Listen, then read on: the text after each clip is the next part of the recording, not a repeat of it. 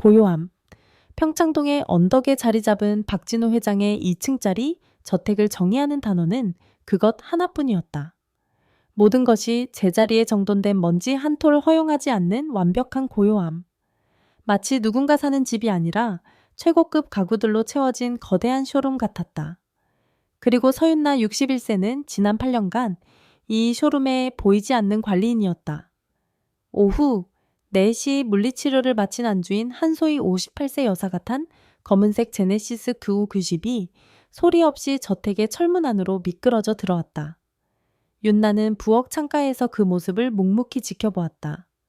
곧이어 현관문이 열리고 실크트 스카프와 트렌치코트로 멋을 낸 소희가 안으로 들어섰다. 전직 국립발레단 수석 무용수 출신답게 그녀의 걸음걸이는 여전히 꼿꼿하고 우아했다. 하지만 윤나는 그녀가 애써 감추려는 미세한 통증을 놓치지 않았다. 차에서 내릴 때 아주 잠깐 허리를 붙잡았던 작은 손짓 같은 것들 말이다. 다녀왔어요. 소희는 거실 소파 위로 수백만 원짜리 샤넬백을 무심하게 던지며 말했다. 그 안에는 지갑과 화장품 대신 병원에서 받아온 처방전이 들어있을 터였다. 윤나는 조용히 부엌에서 나와 그녀의 코트를 받아들었다. 고생하셨습니다, 사모님. 따뜻한 대추차라도 준비할까요? 아니요, 괜찮아요. 저녁 준비나 서둘러줘요. 회장님, 오늘 일찍 오신다고 했으니까. 소희의 목소리에는 날카로운 피로감이 서려 있었다. 그녀는 소파에 깊숙이 몸을 묻고 눈을 감았다. 유리성 안의 공주님은 오늘따라 유난히 지쳐 보였다. 윤나의 하루는 언제나처럼 기계처럼 정확하게 흘러갔다. 아침 6시에 일어나 자신의 반지하 원룸에서 간단히 식사를 마치고 7시까지 박 회장의 집에 도착한다. 도착하자마자 하는 일은 아침 식사 준비. 박진우 66세 회장은 구수한 된장찌개와 흰쌀밥을 한소희 사모는 아보카도와 퀴노아가 들어간 샐러드와 간 내린 드립커피를 선호했다. 한 지붕 아래 살지만 부부의 식성은 단 한 번도 섞인 적이 없었다. 식사가 끝나면 설거지, 청소, 빨래. 오후에는 장을 보고 저녁 준비. 8년간 반복된 일상이었다.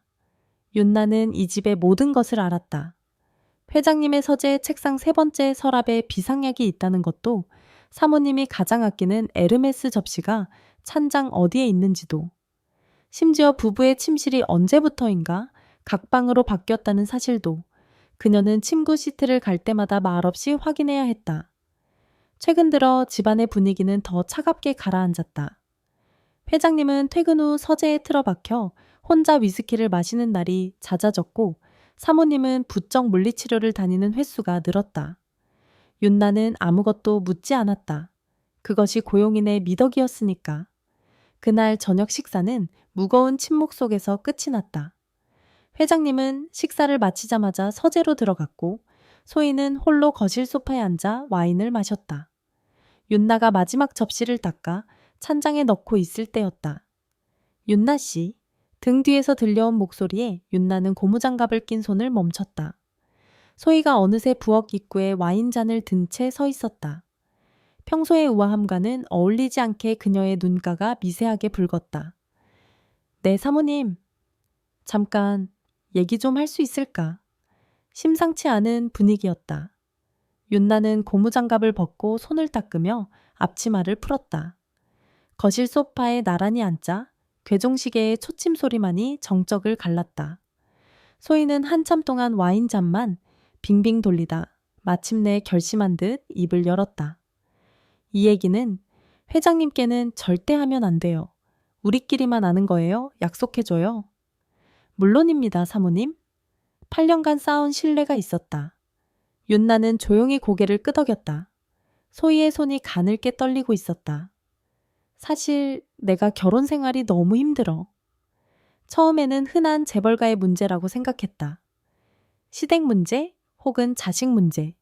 하지만 소희의 얼굴이 점점 더 붉어지는 것을 보며 이야기가 전혀 다른 방향으로 흐를 것임을 직감했다. 윤나의 심장도 덩달아 빠르게 뛰기 시작했다.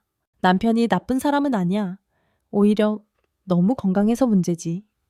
건강한 게 왜 문제일까? 윤나는 그 말을 이해할 수 없었다. 소희는 와인을 한 모금 깊게 마시고는 거의 속삭이듯 말을 이었다. 66이야 그 사람. 그런데도 그쪽으로는 여전히 너무 왕성해. 나는 정말 못 견디겠어. 충격이었다. 8년간 이 집에서 일하면서 단 한 번도 상상해 본 적 없는 이야기. 윤나의 얼굴이 뜨겁게 달아오르는 것이 느껴졌다. 어디를 봐야 할지 몰라 자신의 무릎 위로 시선을 떨어뜨렸다. 젊었을 때부터 남달랐어. 사업 수완만큼이나 그쪽도 대단했지. 예전에는 나도 좋았어. 하지만 이젠 아니야. 일주일에 서너 번씩 요구하는데 나는 한 번도 버거워. 어젯밤에도 그랬는데 아침에 일어나니 허리가 끊어질 것 같았어. 오늘 병원에 간 것도 골반 통증 때문이야. 의사가 근육이 다 약해져서 무리하면 안 되는데. 소희의 목소리가 끝내 갈라졌다. 그녀는 위로받고 싶었지만 동시에 이런 이야기를 털어놓는 스스로가 수치스러운 듯했다. 친구들한테 이런 말을 어떻게 해? 누가 이해해 주겠어. 윤나 씨는 8년 동안 가족처럼 지냈으니까 유일하게 털어놓을 수 있을 것 같았어. 소희가 윤나의 손을 꽉 잡았다. 차갑고 떨리는 손이었다. 윤나는 그저 말없이 손을 마주 잡아주는 것밖에 할 수 없었다. 어떤 위로의 말도 이 상황에서는 가식처럼 들릴 것 같았다. 하지만 솔직히 말하면 그 순간 윤나의 마음속에서는 아주 다른 감정이 꿈틀거리고 있었다. 경멸이나 연민이 아닌 아주 원초적인 호기심이었다.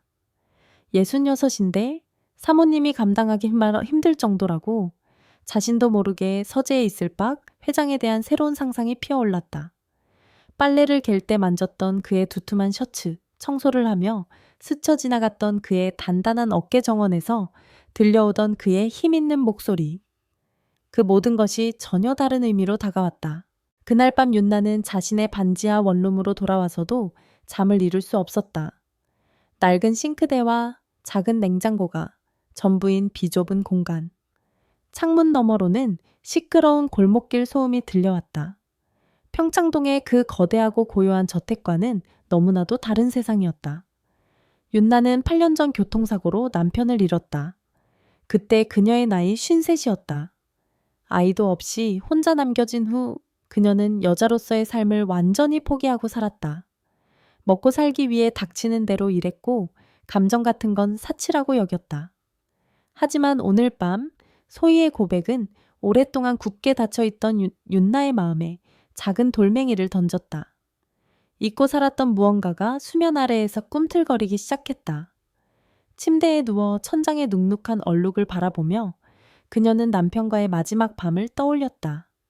사고가 나기 한 달 전이었다. 그의 따뜻했던 품 거칠었던 숨결.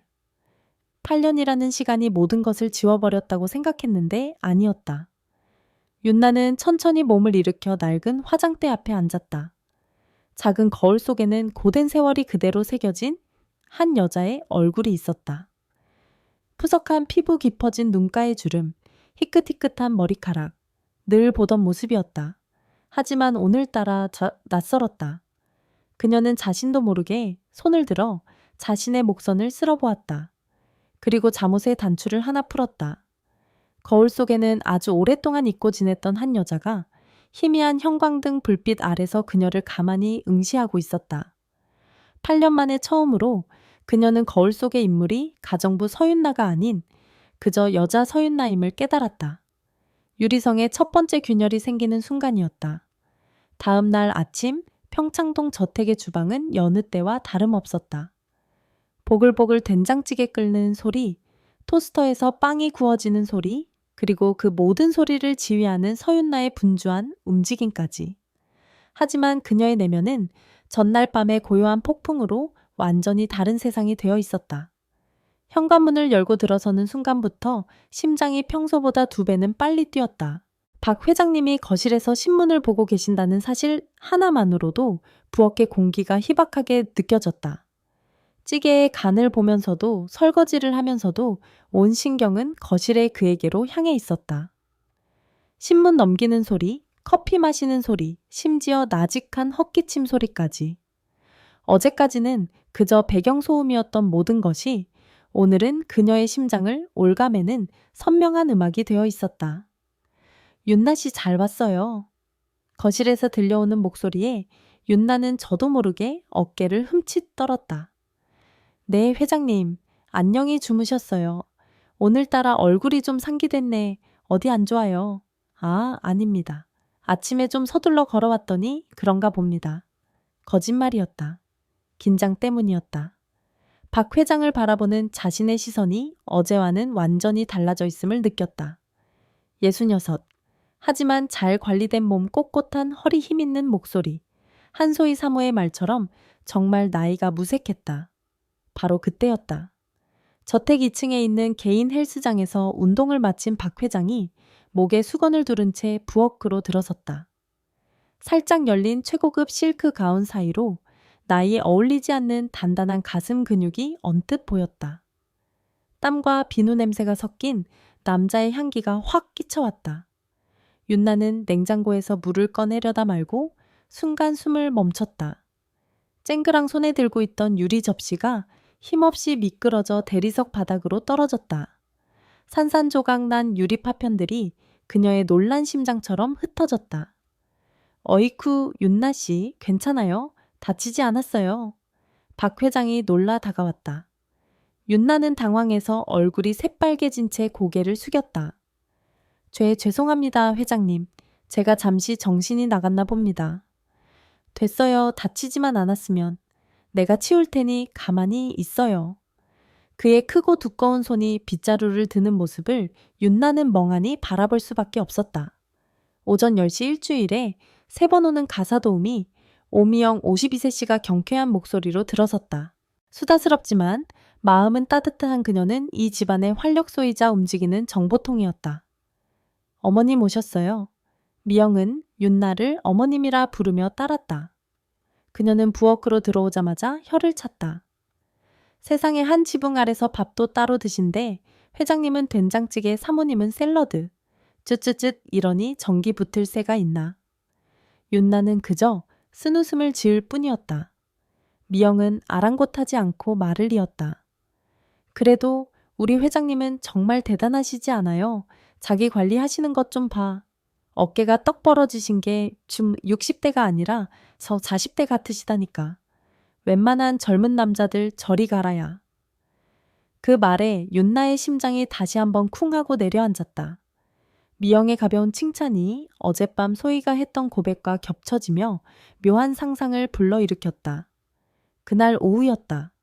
소희는 발레 동호회에 갔고 미영도 자기 파트의 청소를 마치고 돌아갔다. 집안에는 다시 윤나와 박 회장 단둘만이 남았다. 윤나는 거실을 정리하고 있었다. 박 회장은 서재에서 나와 부엌 찬장 높은 곳에서 무언가를 꺼내려 하고 있었다. 그가 어깨를 붙잡으며 나직한 신음을 뱉었다. 며칠 전부터 자주 보이던 모습이었다. 회장님, 어깨가 많이 불편하신가 봅니다. 아, 윤나 씨. 골프를 너무 열심히 쳤나 봐. 며칠째 계속 뻐근하네. 박 회장이 어깨를 주무르며 인상을 썼다. 그 순간 윤나의 입에서 스스로도 생각지 못했던 말이 튀어나왔다. 심장이 목구멍까지 차오르는 것을 느끼며 그녀는 떨리는 목소리로 말했다. 제가 어깨라도 좀 주물러 드릴까요? 박 회장이 놀란 눈으로 그녀를 돌아봤다. 윤나 역시 자신이 뱉은 말에 아찔했다. 어색한 침묵이 흘렀다. 윤나는 황급히 말을 덧붙였다. 예전에 저희 남편 어깨를 제가 매일 주물러 줬거든요. 조금 자신 있습니다. 8년 전 세상을 떠난 남편의 이야기는 이럴 때 좋은 핑계가 되어 주었다.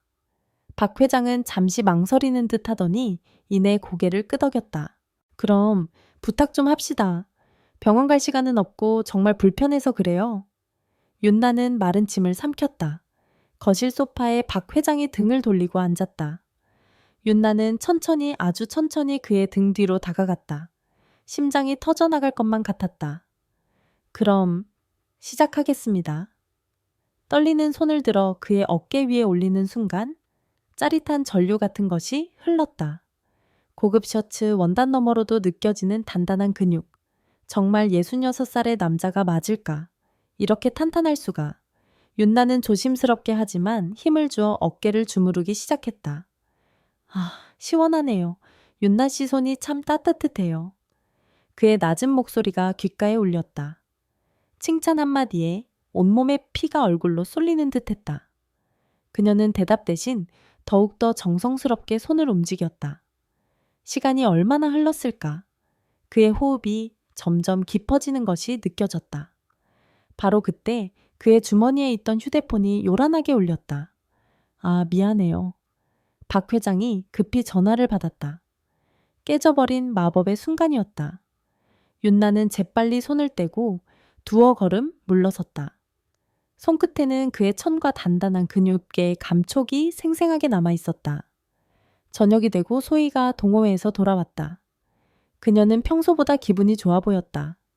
오늘 강사님이 새로 오셨는데 정말 잘 가르치시더라.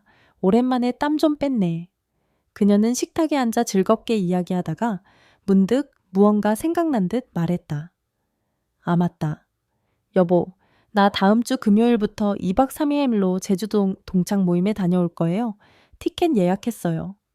식기를 정리하던 윤나의 손이 순간 멈칫했다. 2박 3일. 그녀는 고개를 들지 않았지만 식탁 너머에 앉은 박 회장과 눈이 마주쳤을지도 모른다는 상상을 했다. 소희의 목소리가 멀어지며 거대하고 고요한 저택 안에는 윤나와 박 회장 그리고 둘 사이에 흐르는 위험한 정적만이 남았다. 금요일 아침 동이 트기도 전이었다. 반지하 원룸의 눅눅한 공기 속에서 서윤나는 낡은 옷장 문을 열고 한참을 서 있었다. 지난 8년간 단 한 번도 해본 적 없는 고민이었다. 오늘은 대체 무엇을 입어야 할까 늘 입던 회색 면바지와 색바랜 남색 셔츠가 눈에 들어왔지만 오늘은 왠지 그것들을 입고 싶지 않았다. 손길은 자신도 모르게 옷장 가장 깊숙한 곳으로 향했다. 그곳에는 몇 년 전 딸이 엄마도 가끔은 여자처럼 입으라며 사준 한 번도 입지 않은 옷들이 잠들어 있었다.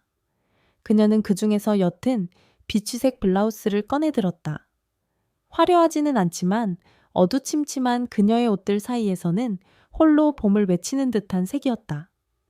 주제넘은 짓이야. 마음속에서 이성의 목소리가 들려왔다. 하지만 그녀는 그 목소리를 애써 외면한 채 블라우스를 갈아입었다. 거울 앞에 선 61세의 가정부는 어색했지만 아주 조금은 설레고 있었다. 저택에 도착했을 때 한소희는 이미 여행용 캐리어를 현관에 꺼내놓고 있었다. 윤나 씨 왔어요. 남편 아침 식사만 챙겨주고 바로 공항으로 가야겠어. 네, 사모님. 걱정 마시고 편히 다녀오십시오. 윤나는 어느 때보다 정성껏 된장찌개를 끓였다. 소희가 택시를 타고 떠나고 육중한 현관문이 철컥 소리를 내며 닫히는 순간 거대한 저택 안에는 무거운 정적이 내려앉았다. 그 정적은 평소의 고요함과는 달랐다. 그것은 무언가를 기대하고 있는 듯한 밀도 높은 침묵이었다. 윤나는 평소처럼 집안일을 했다. 하지만 그녀의 모든 움직임은 서재에 있는 박 회장을 향한 안테나처럼 곤두서 있었다. 점심시간이 되자 그녀는 마치 귀한 손님을 대접하듯 상을 차렸다. 갈비찜 삼색나물 정갈하게 부친 두부전까지. 혼자 먹기에는 명백히 과한 식사였다. 회장님 점심 준비됐습니다. 서재에서 나온 박 회장은 화려하게 차려진 식탁을 보고 놀란 표정을 지었다. 윤나 씨 오늘 무슨 날인가? 내 생일은 아직 멀었는데. 사모님도 안 계시고 혹시 식사 거르실까봐 신경 좀 썼습니다. 이걸 어떻게 나 혼자 다 먹어. 윤나 씨도 이리 와서 같이 먹어요. 이건 명령이야. 그의 장난기 섞인 명령에 윤나는 거절하지 못했다. 어색하게 식탁 맞은편에 앉았다. 단둘이 마주보고 밥을 먹는 것은 처음이었다. 이상하게 목이 메어 음식이 잘 넘어가지 않았다. 침묵을 깬 것은 박 회장이었다. 이 넓은 집에서 이렇게 마주 앉아 밥 먹는 게 얼마만인지 모르겠네? 자식들 다 출가하고 나니 이 집이 꼭 감옥처럼 느껴질 때가 있어. 그의 목소리에는 짙은 외로움이 묻어 있었다.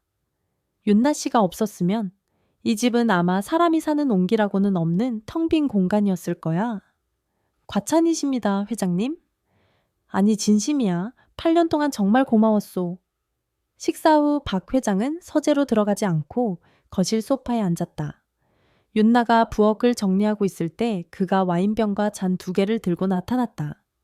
설거지는 나중에 하고 나랑 와인 한잔 합시다. 혼자 마시기엔 너무 좋은 날씨라서. 윤나는 잠시 망설였지만 그의 눈빛에 담긴 간절함을 외면할 수 없었다. 그녀는 젖은 손을 닦고 그의 맞은편 소파에 조심스럽게 앉았다. 붉은 와인이 크리스털 잔에 채워졌다. 윤나 씨 남편은 어떤 사람이었소? 박 회장이 불쑥 물었다. 그냥 평범한 사람이었습니다. 무뚝뚝했지만 속은 깊은. 나는 좋은 남편이 아니었어. 박 회장은 자조적으로 중얼거리며 와인을 단숨에 들이켰다. 평생 일만 알고 살았지.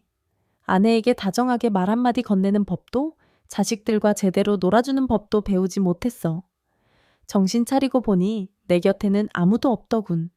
텅 빈 집과 내 이름이 박힌 회사 건물뿐이야. 그의 솔직한 고백에 윤나는 어떤 위로의 말을 해야 할지 알 수 없었다. 그저 몰차 잔을 비울 뿐이었다. 박 회장이 그녀의 빈잔을 다시 채워주며 나직이 말했다. 그런데 요즘 자꾸만 당신이 눈에 들어와. 당신이 끓여주는 된장찌개에서, 당신이 정성껏 갠 빨래에서, 이 집에서 유일하게 온기를 가진 건 당신뿐이라는 생각이 들었어. 그가 천천히 몸을 기울여 테이블 너머로 손을 뻗었다. 그리고 윤나의 손등 위로 자신의 크고 따뜻한 손을 얹었다. 윤나는 숨을 멈췄다. 골프채를 잡고 수많은 계약서에 사인을 했을 거칠지만 단단한 손. 그 손이 지금 자신의 손을 덮고 있었다. 8년간 지켜왔던 보이지 않는 경계선이 그 손길 한 번에 허물어지는 소리가 들렸다. 얼마나 시간이 흘렀을까. 둘은 말없이 거실 소파로 자리를 옮겼다. 창밖은 이미 어둠이 내려앉고 있었다. 박 회장은 와인잔을 내려놓고 윤나의 턱을 조심스럽게 들어 올렸다. 이러면 안 된다는 거 아는데. 그의 얼굴이 천천히 다가왔다. 윤나는 눈을 감았다. 와인 향과 그의 옅은 스킨 향이 섞여 훅 끼쳐왔다. 8년 만에 느껴보는 남자의 입술. 서툴고 어색하고 그래서 더 절박한 입맞춤이었다. 처음에는 뻣뻣하게 굳어있던 윤나의 어깨가 그의 팔이 자신의 허리를 감싸 안는 순간 힘없이 무너져 내렸다. 잊고 살았던 안이 잊었다고 믿었던 욕망이 뜨거운 불길처럼 온몸으로 번져나갔다. 한참 후 입술이 떨어졌다. 둘은 가쁜 숨을 몰아쉬며 서로를 바라보았다. 그의 눈동자 속에서 욕망과 죄책감으로 흔들리는 자신의 모습이 보였다. 박 회장이 떨리는 목소리로 거의 속삭이듯 물었다. 오늘 밤 나와 함께 있어줄 수 있겠소? 얼마나 깊이 잠들었던 걸까?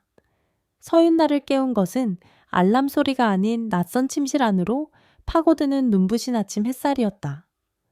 두껍고 부드러운 거위털 이불 고급스러운 나무향이 배어있는 공기, 그리고 귓가에 들리는 남자의 고른 숨소리. 모든 것이 비현실적이었다. 윤나는 지난밤의 일이 꿈이 아니었음을 깨닫고 온몸이 얼어붙는 듯한 충격을 느꼈다. 그녀는 천천히 고개를 돌렸다. 바로 옆에 깊이 잠든 박진우 회장의 얼굴이 있었다. 일에 몰두할 때의 날카로움은 사라지고 나이보다 훨씬 젊어 보이는 평온한 얼굴. 어젯밤 이 남자는 그녀를 8년간 잊고 살았던 여자로 다시 태어나게 했다. 한소희 사모가 왜 그토록 힘들어했는지 이제는 온몸으로 이해할 수 있었다. 66이라는 나이가 무색한 안이 오히려 젊은 남자보다 더 농밀하고 지치지 않는 열정.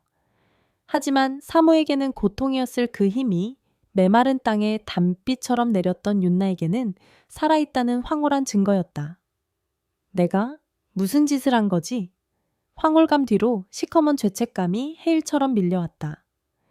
8년간 가족처럼 대해준 사모님의 얼굴이 떠올랐다. 그녀의 신뢰를, 그녀의 아픔을 이렇게 짓밟아 버렸다. 윤나는 소리 없이 이불을 걷고 침대에서 내려왔다. 바닥에 널브러진 자신의 비추색 블라우스와 그의 셔츠가 뒤엉켜 있는 모습이 마치 용서받지 못할 죄의 증거처럼 보였다. 그녀는 서둘러 옷을 주워 입었다. 손끝이 부끄러움과 두려움으로 가늘게 떨렸다. 빨리 이곳을 벗어나야 했다. 부엌으로 돌아가 아무 일도 없었던 것처럼 아침 식사를 준비해야만 했다. 늘 그랬던 것처럼 그녀는 가정부 서윤나로 돌아가야 했다. 윤나가 조심스럽게 침실 문고리를 잡는 순간 등 뒤에서 나직한 목소리가 들렸다. 벌써 일어났어요. 잠에서 깬 박 회장이 상체를 일으켜 앉아 그녀를 바라보고 있었다.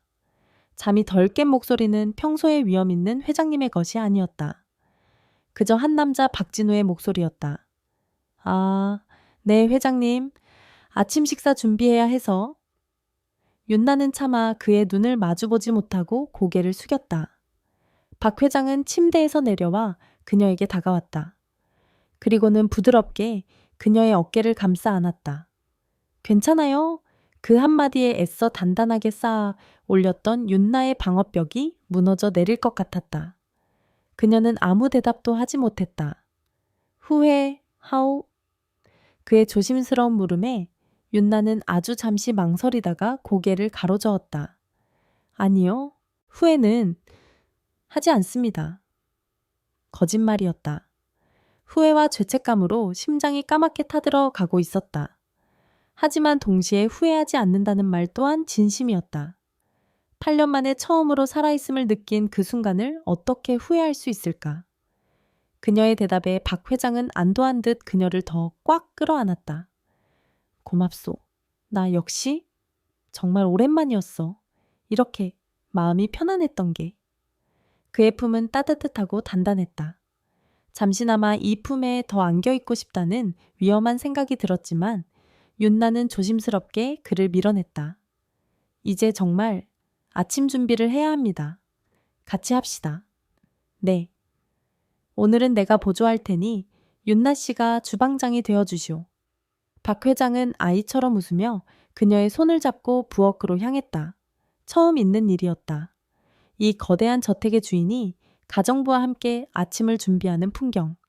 박 회장은 서툰 솜씨로 과일을 깎았고 윤나는 된장찌개를 끓였다. 그는 사과를 깎다가 손을 베일 뻔했고 그녀는 그 모습에 자신도 모르게 웃음을 터뜨렸다. 마치 오래된 부부 같았다. 너무나도 평범하고 따뜻해서 오히려 비현실적인 아침이었다. 식탁에 마주 앉아 밥을 먹었다. 어젯밤의 어색함은 온데간데 없고 편안한 대화가 오고 갔다. 윤나는 자신이 지금 무슨 짓을 하고 있는지 잠시 잊을 뻔했다. 이곳이 사모님의 집이라는 사실을, 그리고 자신은 돈을 받고 일하는 가정부일 뿐이라는 현실을. 오늘 하루는 아무것도 하지 말고 그냥 쉽시다. 영화도 보고 음악도 듣고 그냥 나하고만 있어주시오. 박 회장의 제안에 윤나의 가슴이 따뜻해졌다. 죄책감 속에서도 이 행복을 조금만 더 누리고 싶다는 이기적인 욕심이 고개를 들었다. 바로 그 순간이었다. 따르르르릉 식탁 위에 놓여있던 박 회장의 휴대폰이 요란하게 울리며 둘만의 달콤한 아침을 산산조각 냈다. 화면에 뜬 이름은 예쁜 우리 딸이었다. 박 회장은 아무렇지 않게 전화를 받았다. 그래, 우리 딸. 아침부터 웬일이야. 짧은 정적이 흘렀다. 박 회장의 얼굴이 순간 굳어지는 것을 윤나는 똑똑히 보았다. 뭐 근처라고 갑자기 무슨... 알겠다. 그럼 조심해서... 전화를 끄는 박 회장의 얼굴에서 핏기가 가시는 것이 보였다. 그는 아주 천천히 고개를 들어 윤나를 바라보았다. 그의 눈동자가 공포로 흔들리고 있었다. 하윤이가? 딸아이가 지금 이 근처래요. 잠깐 들러서 아침이나 같이 먹자고? 쨍그랑. 윤나의 손에서 숟가락이 힘없이 떨어졌다. 방금까지 천상의 맛이었던 된장찌개가 순식간에 재처럼 느껴졌다. 어젯밤부터 이어져 온 짧은 꿈이 잔인한 현실의 발소리 앞에 처참하게 깨져버리는 순간이었다. 어서 들어오라고 해요. 박 회장이 거의 비명처럼 말했다. 그의 얼굴은 하얗게 질려 있었다. 윤나 씨, 빨리빨리 2층으로 올라가서 무슨 흔적이든 다 지워요. 내가 어떻게든 밖에서 시간 끌어볼 테니. 서윤나의 머릿속도 새하얘졌다. 생각할 겨를도 없이 그녀는 거의 기다시피 2층으로 뛰어 올라갔다. 심장이 목구멍 밖으로 튀어나올 것처럼 미친 듯이 뛰었다. 어젯밤의 열정이 고스란히 남아있는 그 침실, 구겨진 시트 바닥에 떨어진 머리끈 그리고 혹시라도 남아있을지 모를 그녀의 옅은 비누 향기까지. 박 회장은 일부러 현관문 대신 정원 쪽 문으로 나가 시간을 끌었다. 아빠 어디 계세요? 멀리서 딸 박하윤 32세의 낭랑한 목소리가 들려왔다. 그 목소리가 지옥에서 온 사자의 부름처럼 들렸다. 윤나는 거의 정신을 잃을 것 같은 상태로 침실을 정리했다. 구겨진 시트를 미친 듯이 펴고 베개를 바로 놓고 혹시라도 떨어졌을지 모를 자신의 머리카락 한 올이라도 찾으려고 바닥을 샅샅이 훑었다. 그녀는 서랍을 열어 룸스프레이를 꺼내 공중에 마구 뿌려댔다. 라벤더 향이 어젯밤의 밀회를 필사적으로 지우려는 듯 방 안을 채웠다. 모든 것을 끝내고 막 방을 나서려는데 침대 발치 협탁 위에 놓인 와인잔 2개가 눈에 들어왔다. 어젯밤 잠들기 전에 마셨던 것이다. 아, 윤나는 거의 울음을 터뜨릴 뻔했다. 그녀는 와인잔을 양손에 들고 살금살금 계단을 내려왔다. 바로 그때 현관문 열리는 소리가 들렸다. 아빠 혼자 계시는데 아침은 드셨어요. 마침 근처에서 미팅이 일찍 끝나서 아빠 생각나서 들렀죠. 그럼 우리 딸 잘 왔다. 박 회장의 목소리가 어색하게 떨리고 있었다. 윤나는 와인잔을 든 채로 부엌 쪽 다용도실에 몸을 숨겼다. 이제 그녀는 완벽한 범죄자가 된 기분이었다. 하윤은 날카로운 눈으로 집안을 한번 쓱 훑었다. 패션 회사 MD로 일하는 그녀는 타고난 감각과 예리함을 지니고 있었다. 그녀는 아빠의 어색한 표정을 놓치지 않았다. 아빠, 근데 집안에 웬 라벤더 향이에요. 엄마는 이 향 싫어하시잖아요. 아, 그게? 어제 잠이 좀 안 와서 내가 좀 뿌렸다. 그래요, 아빠. 그런 거 안 하시잖아요. 하윤은 고개를 갸웃거리며 소파에 앉았다. 바로 그때 부엌 쪽에서 윤나가 태어난 척 걸어 나왔다. 아가씨 오셨어요. 아주머니, 일찍 나오셨네요. 하윤의 눈이 윤나의 얼굴을 날카롭게 스쳤다. 평소보다 어딘지 모르게 상기된 얼굴 살짝 젖은 머리카락, 그리고 늘 입던 칙칙한 옷이 아닌 처음 보는 화사한 비치색 블라우스. 하윤의 눈썹이 미세하게 꿈틀거렸다. 아주머니, 오늘따라 얼굴이 좋아 보이시네요. 뭔가 생기가 도신다고 해야 하나? 그 말에 윤나의 심장이 쿵 하고 바닥으로 떨어졌다. 네, 아닙니다. 어제 푹 자서 그런가 봅니다. 아주머니도 라벤더 향 좋아하세요. 블라우스 색깔이랑 잘 어울리네요. 하윤은 웃으며 말했지만 그 눈빛은 웃고 있지 않았다. 마치 취조하는 형사의 눈빛이었다. 박 회장은 옆에서 안절부절 못하며 대화를 끊으려고 애썼다. 하윤아 배고프지? 윤나 씨 우리 딸 먹을 것 좀? 아니다. 그냥 우리 나가서 브런치나 먹자. 아빠가 맛있는 거 사줄게. 됐어요, 아빠. 저 금방 가봐야 해요. 그렇게 어색하고 불편한 아침 시간이 흘렀다. 하윤은 돌아가기 직전 윤나에게 웃으며 말했다. 아주머니 다음에 봬요. 하지만 그 인사는 어딘지 모르게 차가운 경고처럼 들렸다. 그날 오후 아무것도 모르는 한소희가 제주도에서 돌아왔다. 그녀는 친구들과의 여행이 즐거웠던지 평소보다 훨씬 밝은 표정이었다. 어머 여보, 하윤이 다녀갔었다면서요? 아침부터 웬일이래? 그냥 근처에 볼 일이 있었다고 하더군. 그래요?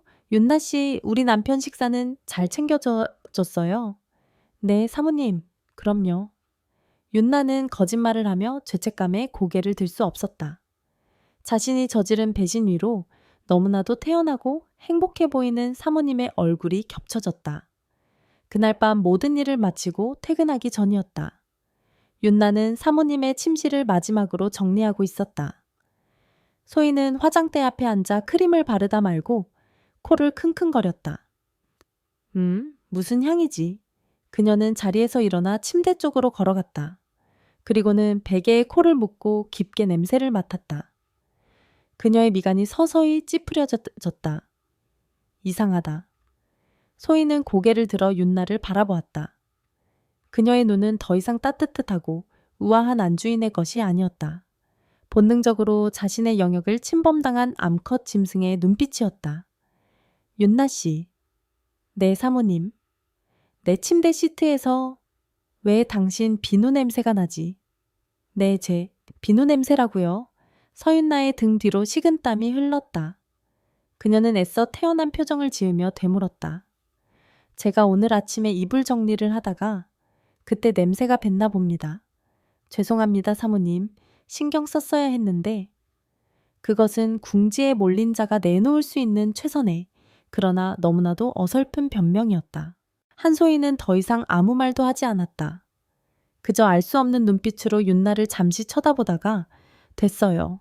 다음부터는 좀 더 신경 써줘요. 하고 말할 뿐이었다. 하지만 그날 이후 저택의 공기는 완전히 달라졌다. 소희의 눈빛에는 보이지 않는 가시가 돋쳐 윤나의 모든 행동 하나하나를 감시하는 듯했다. 주말이 지나고 월요일 아침 출근 준비를 하던 윤나의 낡은 휴대폰이 띠링 하고 울렸다. 발신자 번호 표시 제한. 불안한 마음에 메시지를 열어본 그녀는 그 자리에 얼어붙었다. 당신이 무슨 짓을 하고 다니는지 알고 있습니다. 심장이 멎는 것 같았다. 누구지, 박하윤 아가씨인가, 아니면 사모님이 사람을 붙이기라도 한 걸까? 온갖 끔찍한 상상이 머릿속을 헤집었다. 그녀는 떨리는 손으로 답장을 보내려다 곧이어 도착한 두 번째 메시지를 보고 안도의 한숨과 함께 깊은 절망감을 느꼈다. 죽은 형님이 남긴 빚 언제 갚을 겁니까? 이번 주까지 해결 안 되면 집으로 찾아갑니다. 서윤나 씨. 죽은 남편의 철없는 남동생이 남긴 사채빚이었다. 지난 몇 년간 잊을만 하면 한 번씩 그녀의 숨통을 조여오는 지긋지긋한 족쇄. 하필이면 이런 때에. 공포는 잠시 가셨지만 현실의 무게가 더 무겁게 그녀를 짓눌렀다. 이 일을 그만두면 당장 길바닥에 나앉아야 할 판이었다. 박 회장과의 관계는 이제 단순한 감정의 문제가 아니었다. 그것은 그녀의 생존과 직결된 동아줄이 되어 버렸다. 죄책감과 절박함이 뒤섞인 채 박 회장과의 비밀스러운 관계는 계속되었다. 그들만의 새로운 미래 시간은 수요일 오후였다. 한소희가 유일하게 저택을 오래 비우는 국립발레단 동호회 연습이 있는 날. 위험한 줄 알면서도 그들은 수요일만 되면 자석처럼 서로에게 이끌렸다. 박 회장의 서재는 그들만의 은밀한 공간이 되었다. 따뜻한 어깨 마사지로 시작된 만남은 이내 걷잡을 수 없는 열정으로 번져나갔다. 그들은 서로에게서 고독을 위로받고 잊고 살았던 생애 감각을 깨웠다. 하지만 행복은 언제나 불안의 그림자를 동반했다.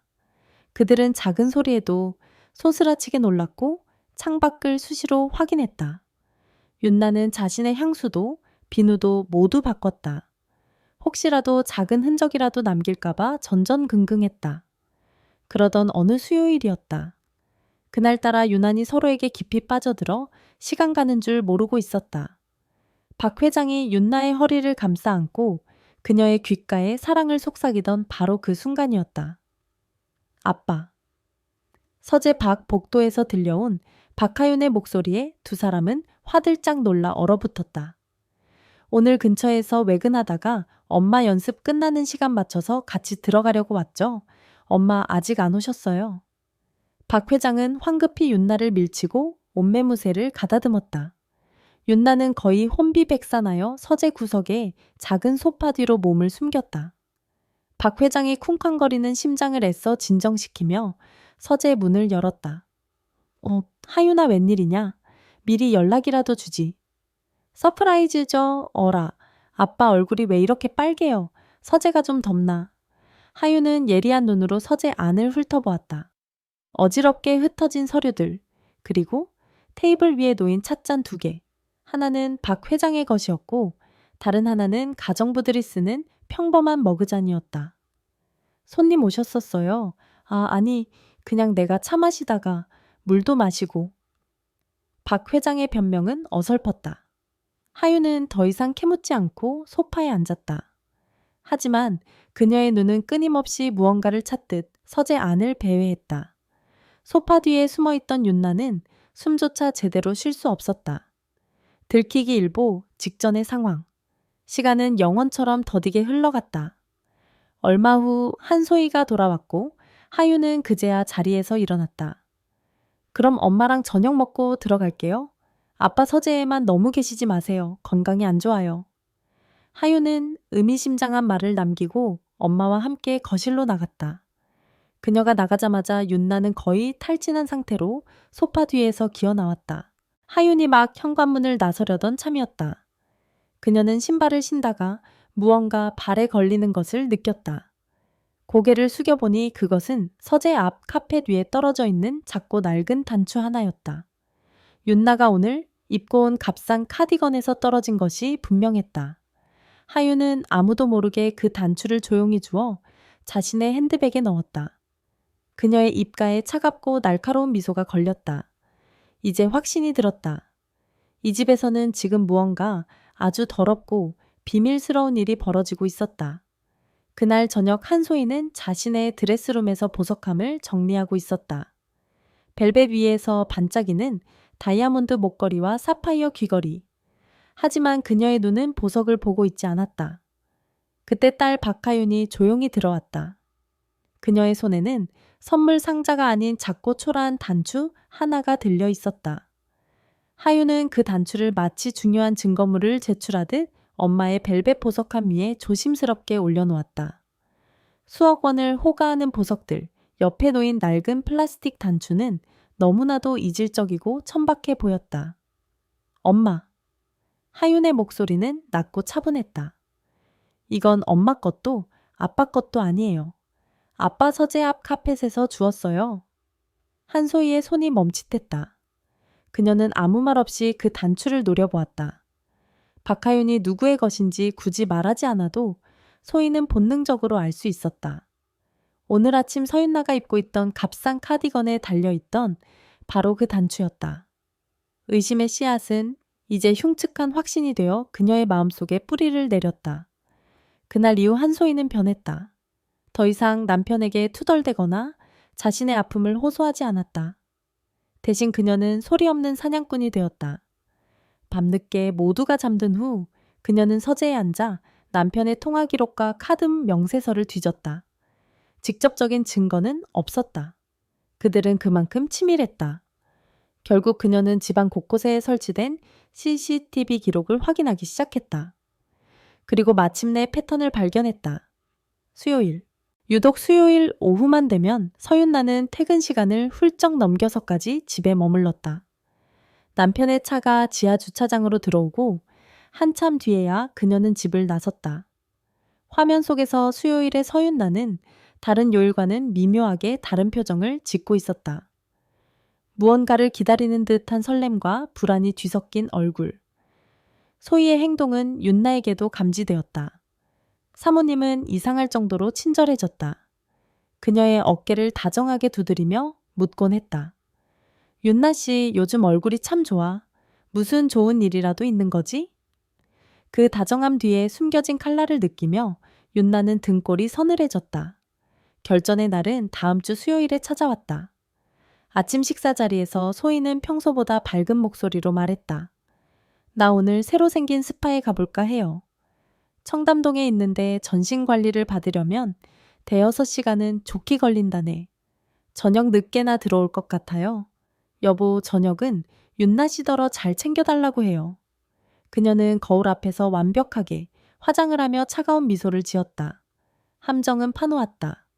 이제 사냥감이 제 발로 걸어 들어오기만 기다리면 되었다. 소희가 떠나자마 자, 저택의 공기는 기다렸다는 듯이 뜨거워졌다. 윤나와 박 회장은 마치 10대 소년 소녀처럼 서재에서 만났다. 그들은 서로의 천을 나누며 이 위험한 행복에 안도했다. 소희가 늦는다니 다행이야. 오늘은 좀 더 오래 당신과 함께 있을 수 있겠어. 박 회장이 윤나의 손을 잡고 그녀의 손등에 입을 맞추었다. 윤나는 죄책감 속에서도 피어나는 행복감에 미소 지었다. 바로 그때였다. 한소희의 검은색 제네시스가 소리 없이 저택의 차고로 들어섰다. 그녀는 하이힐 소리조차 내지 않으며 그림자처럼 집 안으로 들어왔다. 그리고 서재 문틈으로 새어나오는 두 사람의 나직한 웃음소리와 다정한 대화를 들었다. 당신 손은 어쩜 이렇게 따뜻해? 회장님, 어깨야말로 세상에서 제일 든든한걸요? 소희의 얼굴에서 모든 표정이 사라졌다. 그녀는 조용히 아주 조용히 뒤돌아 부엌으로 향했다. 그리고는 냉동실 문을 열어 얼음통을 꺼냈다. 크리스털 잔에 얼음을 가득 채우고 그 위에 차가운 생수를 부었다. 얼음들이 서로 부딪히며 내는 쨍쨍하는 소리가 그녀의 깨진 마음 소리처럼 들렸다. 그녀는 얼음물이 담긴 잔을 들고 다시 서재로 향했다. 한 걸음 한 걸음 마치 무대 위를 걷는 발레리나처럼 우아우아하게. 소희는 서재 문을 활짝 열었다. 안에서는 소파에 나란히 앉아 두 손을 꼭 잡고 있던 박 회장과 서윤나가 귀신이라도 본 듯한 표정으로 그녀를 쳐다보았다. 박 회장은 황급히 손을 뺐지만 이미 늦었다. 한소희는 아무 말도 하지 않았다. 대신 그녀는 세상에서 가장 우아하고 아름다운 미소를 지어 보였다. 그리고는 천천히 윤나의 앞으로 걸어갔다. 촥 얼음물을 가득 담은 잔이 정확하게 서윤나의 얼굴과 상반신을 향해 뿌려졌다. 차가운 물이 비취색 블라우스를 흠뻑 적시고 얼음 몇 조각이 그녀의 목덜미를 타고 흘러내렸다. 윤나는 충격과 모멸감에 숨조차 쉴 수 없었다. 그녀가 할 수 있는 것은 그저 젖은 생쥐꼴로 덜덜 떠는 것뿐이었다. 박 회장 역시 경악하여 자리에서 벌떡 일어났지만 아내의 싸늘한 기세에 눌려 한마디도 꺼내지 못했다. 물에 젖은 머리카락이 뺨에 달라붙은 채 넋을 잃고 있는 서윤나를 내려다보며 한소희는 여전히 그 완벽한 미소를 띤 채 나지막이 물었다. 내 홍차는 어디 있죠? 서재 안의 시간은 얼어붙었다. 차가운 물에 젖어 덜덜 떠는 서윤나 창백하게 질려 아무 말도 못하는 박진우 회장, 그리고 그 둘을 얼음처럼 차가운 눈으로 내려다보는 한소희. 방금 전까지 미래의 열기로 뜨거웠던 공간은 이제 시베리아의 벌판처럼 싸늘했다. 여보 이건 오해야. 윤나 씨가 그냥 내 어깨가 아프다고 해서. 박 회장이 간신히 입을 열어 변명을 늘어놓았다. 하지만 소희는 그의 말을 들을 가치도 없다는 듯 코웃음을 쳤다. 오해 그녀의 목소리는 유리조각처럼 날카로웠다. 지난 몇 달간 매주 수요일마다 내 집에서 벌어진 당신들의 더러운 연극이 오해라고요? 소희는 윤내게로 시선을 돌렸다. 경멸과 혐오가 가득 담긴 눈빛이었다. 당신 내 남편 어깨가 그렇게 걱정됐어. 아니면 내 남편 침대가 그렇게 궁금했나 8년이야. 내가 8년 동안 당신을 가족처럼 믿고 내 가장 부끄러운 비밀까지 털어놨는데 짐승도 은혜는 잊지 않는다는데 당신은 짐승만도 못해. 사모님, 죄송합니다. 제가 죽을 죄를... 윤나는 바닥에 무릎이라도 꿇고 빌고 싶었지만 온몸이 얼어붙어 움직일 수조차 없었다. 그녀의 입에서는 의미 없는 사과만이 반복해서 흘러나왔다. 소희는 더 이상 그녀와 말을 섞고 싶지 않다는 듯 차갑게 명령했다. 당장 그 더러운 옷 입고 내 집에서 꺼져. 바로 그때 현관 쪽에서 경쾌한 목소리가 들려왔다. 엄마, 나 왔어. 스파 좋았어. 박하윤이었다. 그녀는 엄마를 데리러 왔다가 서재에서 풍겨나오는 심상치 않은 기운을 감지하고 곧장 안으로 들어왔다. 그리고 눈앞에 펼쳐진 광경을 보고 모든 상황을 즉시 파악했다. 물에 젖은 채 벌벌 떠는 서윤나 사색이 된 아빠, 그리고 분노로 얼어붙은 엄마. 자신의 예상이 끔찍한 현실이 되어 눈앞에 펼쳐져 있었다. 세상의 진짜였어. 제 하윤의 목소리는 분노로 떨렸다. 그녀는 곧장 엄마의 편에 섰다. 그녀는 윤나의 앞으로 성큼성큼 다가가 그녀의 팔을 거칠게 잡아챘다. 아주머니 지금 뭐 하시는 거예요? 여기가 어디라고 아직도 서 있어요? 당장 나가요. 하윤아 그만해. 박 회장이 소리쳤지만 하윤은 아랑곳하지 않았다. 그녀는 윤나를 짐짝처럼 끌고 복도로 나갔다. 윤나는 아무런 저항도 하지 못하고 속수무책으로 끌려갔다. 윤나의 작은 방 앞에서 하윤은 그녀를 벽으로 거칠게 밀쳤다. 10분 줄게요. 10분 안에 짐 싸서 내 눈앞에서 사라져요. 혹시라도 이 집 물건에 손끝 하나라도 대면 절도죄로 경찰에 신고할 테니 그런 줄 알아요. 하윤의 감시 아래 윤나는 지난 8년간의 세월이 담긴 자신의 짐을 꾸렸다. 낡은 옷 몇 벌 칫솔, 그리고 딸이 사준 낡은 로션 한 통. 그것이 전부였다. 굴욕감과 서러움에 눈물이 비오듯 쏟아졌다.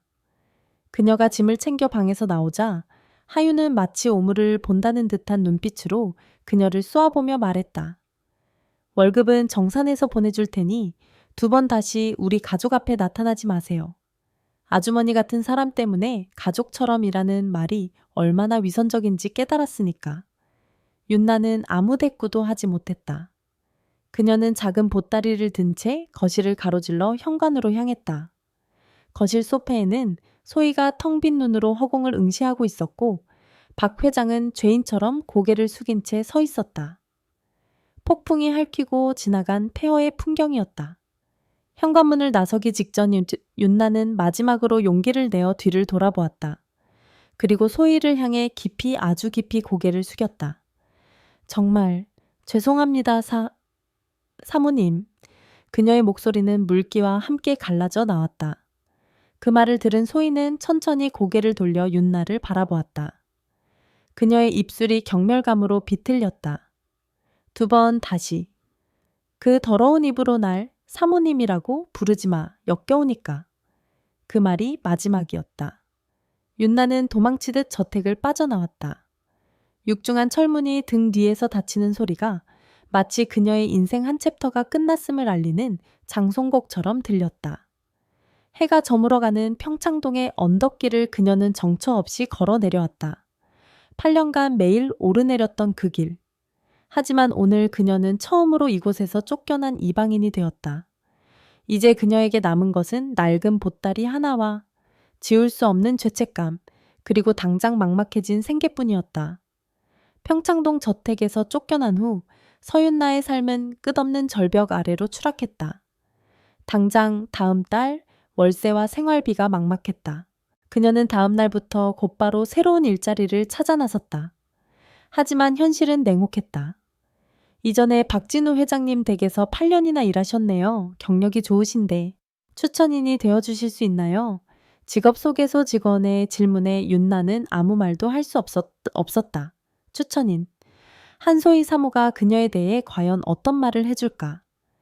내 남편을 유혹한 더러운 여자라고 하지 않으면 다행이었다.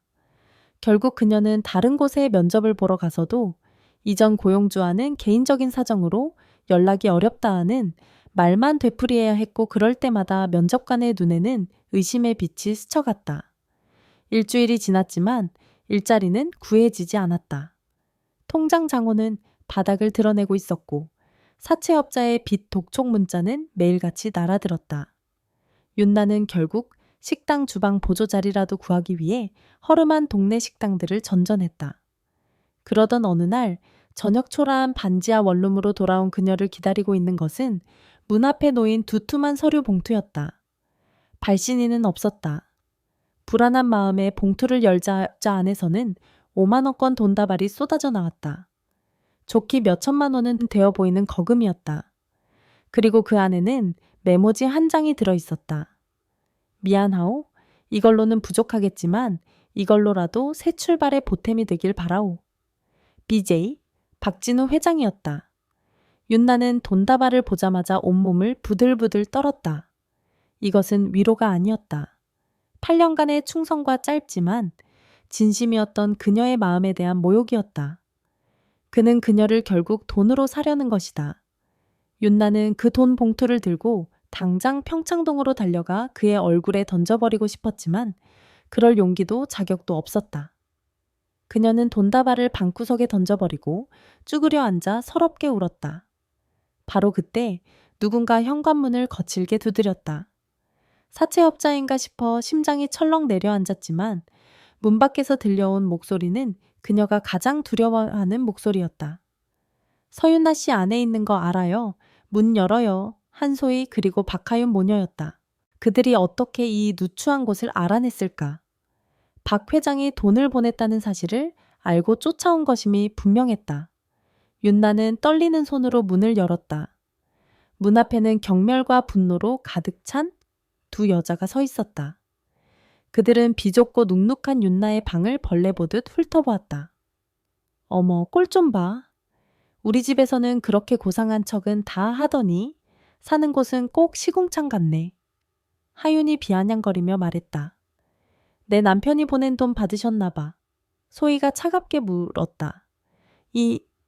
이건 그 돈 받으려고 일부러 이런 누추한 데서 불쌍한 척 연기하고 있었던 거야. 얼마를 받았는지는 몰라도 그걸로는 부족했어. 내 남편한테서 얼마를 더 뜯어낼 작정인데? 아닙니다. 저는 돈을 바란 적이 없습니다. 이건 회장님께서 일방적으로 닥쳐? 소희가 날카롭게 소리쳤다. 그녀는 윤나의 방 안으로 성큼 들어섰다. 밥솥 옆 작은 밥상 위에는 윤나가 방금 저녁으로 먹으려던 찬밥 한 덩이와 김치 한 접시가 전부였다. 그 초라한 밥상이 소희의 분노에 기름을 부었다. 네가 감히 내 가정을 망쳐놓고 이제 와서 돈까지 받아 챙겨 네가 그러고도 사람이야. 내깎게 뭔데 30년 넘게 이룬 내 모든 걸 한순간에 무너뜨려. 소희의 눈에 핏발이 섰다. 그녀는 이성을 잃고 주변을 두리번거리다 밥상 위에 김치 접시를 집어들었다. 사모님, 제발 이러지 마세요. 윤나가 애원했지만 이미 소희의 눈에는 아무것도 보이지 않았다. 촥 시뻘건 김치 포기가 윤나의 얼굴을 정면으로 강타했다. 김치 국물이 그녀의 얼굴과 머리카락 그리고 낡은 옷 위로 흘러내렸다. 맵고 짠 냄새가 코를 찔렀다. 뺨이 화끈거렸다. 하지만 육체적인 고통보다 더 끔찍한 것은 인간으로서의 존엄성이 산산조각 나는 듯한 모멸감이었다. 이 더러운 것 내년 인생도 이 시궁창 같은 김치 쪼가리처럼 평생 썩어 문드러질 거야. 하윤은 옆에서 그 광경을 차갑게 지켜보고 있었다. 그녀는 한치의 동정심도 보이지 않았다. 바로 그 순간이었다.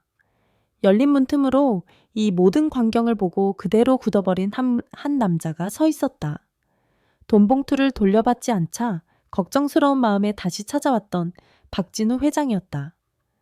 그는 자신의 아내와 딸이 한때 자신이 품었던 여자에게 저지르는 끔찍하고 잔인한 폭력의 현장을 속수무책으로 바라보고 있었다. 지금 다들 뭐 하는 짓이야? 지옥 같은 정적을 깬 것은 박진우의 절규에 가까운 고함이었다. 그의 목소리에는 지금껏 단 한 번도 아내와 딸에게 보인 적 없었던 깊은 분노와 실망감이 담겨 있었다. 한소희와 박하윤은 문 앞에 서 있는 박 회장을 보고 경악했다. 특히 소희는 남편이 이곳에 있으리라고는 꿈에도 상상하지 못했던 터라 손에 든 빈 김치 접시를 떨어뜨릴 뻔했다. 박 회장은 문지방을 넘어 성큼성큼 방 안으로 들어섰다. 그는 김치 국물을 뒤집어 쓴 채 넋을 잃고 서 있는 서윤나의 처참한 모습을 보고 주먹을 불끈 쥐었다. 그리고는 아내와 딸을 향해 돌아섰다. 그의 눈은 이글이글 타오르고 있었다. 당신들 제정신이야? 아무리 그래도 사람 얼굴에 어떻게 이런 짓을 할 수가 있어? 여보, 당신이 여길 어떻게? 내가 여기 온 게 중요해. 당신들이 지금 무슨 짓을 했는지가 중요하지. 한 사람은 내 아내고 한 사람은 내 딸인데 어떻게 둘 다 이렇게 잔인하고 천박할 수가 있냔 말이야. 천박하다는 말에 소희의 얼굴이 하얗게 질렸다. 30년 넘는 결혼 생활 동안 남편에게 단 한 번도 들어본 적 없는 모욕적인 단어였다. 그녀의 억눌려왔던 분노와 수치심이 마침내 폭발했다. 천박해, 내가 천박해. 그럼 당신은 8년 동안 한솥밥 먹은 식모랑 노란한 당신은 고상하셔서 좋겠네요. 이 여자한테 돈 싸들고 와서 이 꼴을 보니까 아주 가슴이 찢어지시나 봐. 소희가 악을 쓰듯 소리쳤다. 옆에 있던 하윤도 거들었다. 아빠 어떻게 저희한테 그런 말씀을 하실 수 있어요? 이 여자가 우리 가족한테 무슨 짓을 했는지 뻔히 아시면서 지금 저희보다 이 여자가 더 걱정되시는 거냐고요? 네 사람의 감정이 비좁은 반지하 방 안에서 위험하게 충돌했다. 이곳은 더 이상 서윤나의 방이 아니었다. 한 가족의 위선과 거짓 배신과 상처가 한꺼번에 터져 나온 아수라장이었다. 그래, 내가 잘못했다. 박형 회장이 소리쳤다. 내가 이 사람 흔들었고 내가 먼저 선을 넘었어 하지만 당신들은 지난 10수년간 나한테 뭘 해줬는데 당신한테 나는 돈 벌어오는 기계 그 이상도 이하도 아니었잖아. 이 넓은 세상에 내 편 하나 없다고 느낄 때 이 사람은 적어도 내 이야기를 들어줬어. 따뜻한 된장찌개 하나라도 진심으로 끓여줬단 말이야. 뭐라고요? 그럼 겨우 그 된장찌개 하나에 넘어가서 30년 넘게 당신 뒷바라지한 아내를 배신했다는 거예요? 당신 정말 최악이야. 소희는 울부짖으며 남편의 가슴을 주먹으로 내리쳤다. 하윤은 충격에 휩싸여 아빠와 엄마, 그리고 그들 사이에 선 서윤나를 번갈아 쳐다보았다. 그녀가 지키고 싶었던 완벽한 가족의 모습이 눈앞에서 산산조각 나고 있었다. 그 모든 광경의 중심에서 서윤나는 유령처럼 서 있었다. 김치 국물이 눈으로 흘러들어 따가웠지만 그녀는 눈물조차 흘릴 수 없었다. 이 모든 비극이 자신 때문에 시작되었다는 죄책감이 그녀의 목을 졸랐다. 그녀는 이 아수라장에서 유일하게 아무 말도 할 자격이 없는 사람이었다. 한참 동안 서로에게 상처를 주는 말이 오고 갔다. 40년 가까이 묵혀두었던 원망과 서운함이 봇물 터지듯 쏟아져 나왔다. 마침내 모든 에너지를 소진한 듯 그들 사이에 지친 침묵이 흘러렀다. 박 회장은 텅 빈 눈으로 아내를 바라보았다. 그의 목소리는 싸늘하게 식어 있었다. 우리 그만하자. 뭐라고요? 이 지긋지긋한 쇼 이제 끝내자고. 그는 서윤에게로 시선을 돌렸다가 다시 아내를 보며 말했다. 그의 입에서 나온 마지막 말은 이 썩어 문드러진 관계에 내리는 사형 선고와도 같았다. 우리 이혼해. 그 말이 뱉어진 순간 반지하 방 안의 모든 공기가 잿더미처럼 바스러져 내리는 듯했다. 한소희는 충격으로 휘청거렸고 하윤은 입을 막으며 주저앉았다.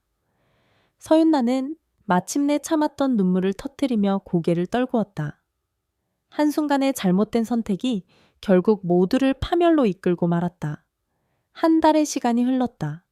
서윤나의 삶에는 계절이 2번은 바뀐 듯한 변화가 있었다.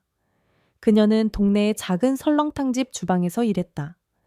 뜨거운 김이 쉴 새 없이 피어오르는 주방은 평창동의 그 고요한 저택과는 정반대의 세상이었다. 하루 종일 뚝배기를 나르고 설거지를 하고 깍두기를 담그다 보면 밤에는 허리가 끊어질 듯 아팠지만 잡념을 할 틈이 없다는 것이 유일한 위안이었다. 그녀는 박 회장이 보냈던 돈 봉투를 장판 및 가장 깊숙한 곳에 넣어두었다. 단 한 푼도 쓰지 않았다.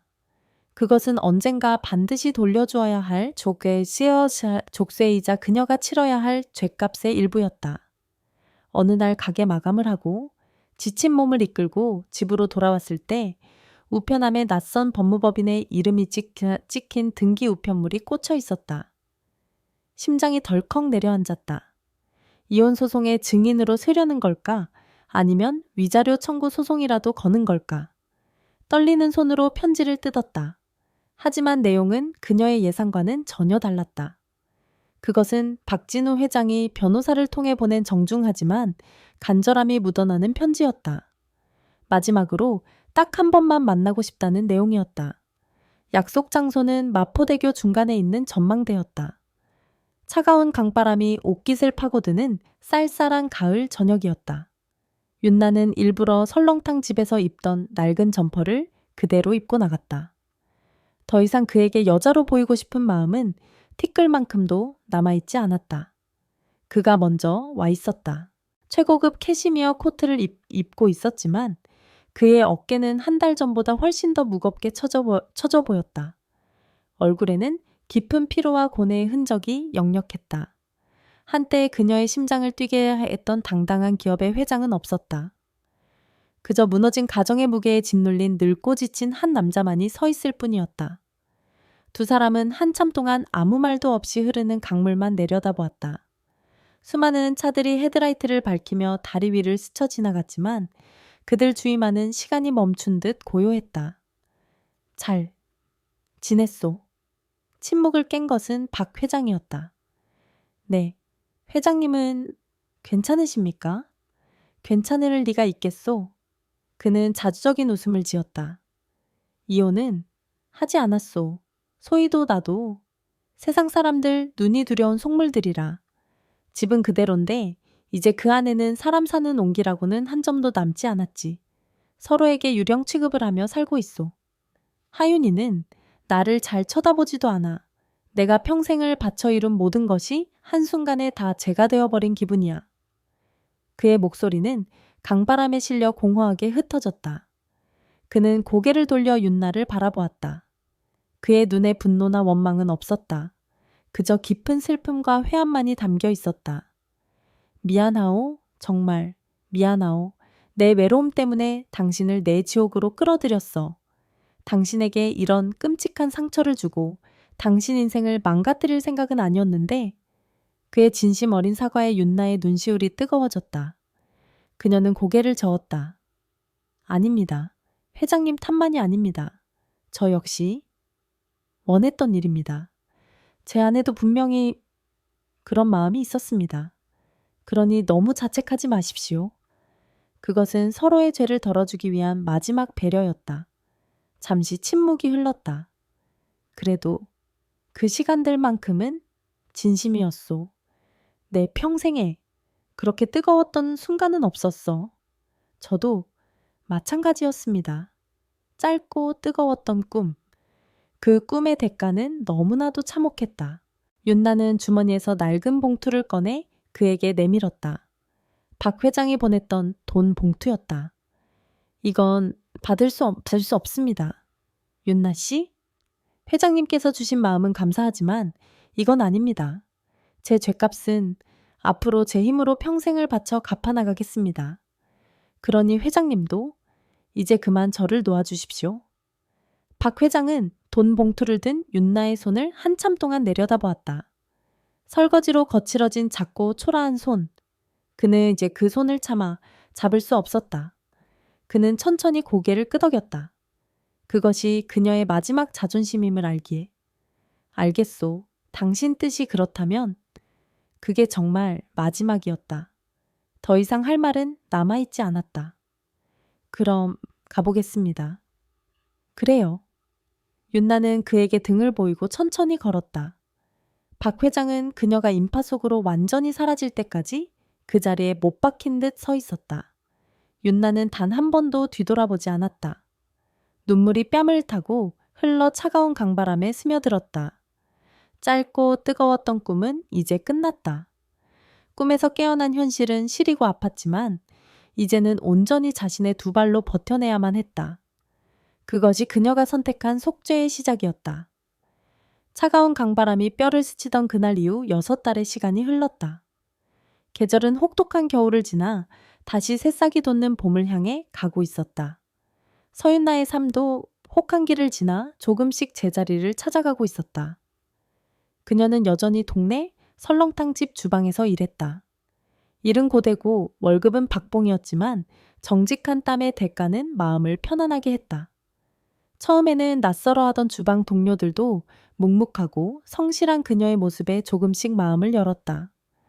그녀는 쉬는 시간이면 동료들과 자판기 커피를 마시며 소소한 농담을 나눴고 퇴근 후에는 반지하 방에서 홀로 뜨끈한 국물에 밥을 말아 먹으며 하루의 피로를 풀었다. 그녀의 삶에서 박진우와 한소희 그리고 평창동의 그 거대한 유리성은 이제 아득한 전생의 일처럼 느껴졌다. 물론 완전히 잊은 것은 아니었다. 불쑥불쑥 설거지를 하다가도 깍두기를 담그다가도 그들의 얼굴이 떠오를 때가 있었다. 짧았던 열정과 참혹했던 결말, 그리고 지울 수 없는 죄책감. 그것은 평생 그녀가 짊어지고 가야 할 흉터였다. 한소희와 박진우는 결국 이혼하지 않았다. 가끔 식당 TV 뉴스에서 성공한 기업가로 인터뷰하는 박 회장의 모습을 볼 때가 있었다.